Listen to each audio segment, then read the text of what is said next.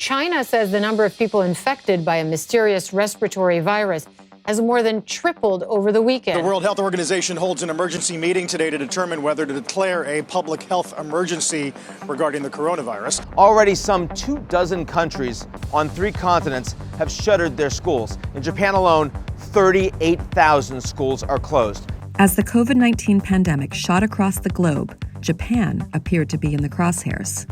A close proximity to China, home to the largest metropolitan area on the planet and the oldest population of all nations, those 3 factors could have created a disaster. While early challenges made headlines and provided key lessons, Japan is today widely considered a bright spot in the battle against the virus. Among the G7 nations, Japan has had the lowest COVID mortality rate.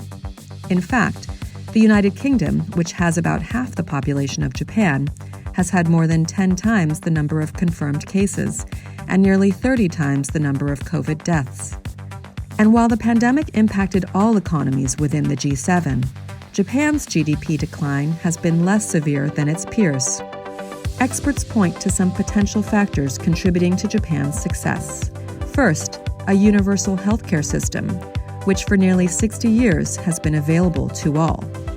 Early adoption of mask wearing, which was already a cultural norm in Japan. Next, high-tech tools like Fugaku, the world's fastest supercomputer which can model the spread of pathogens in public places.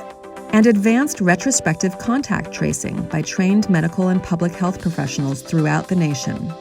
Finally, the 3 C's, a public awareness campaign that promoted the dangers of closed spaces, crowded places, and close contact with others.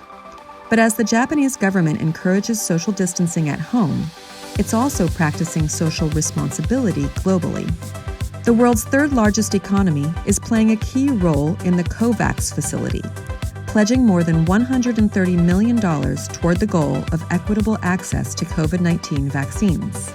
It's an investment that could bring a return of billions to Japan in the coming years, while elevating the nation's role as a global leader. And an acknowledgement that global access to vaccine brings the fastest end to this pandemic in a world where no country is truly an island.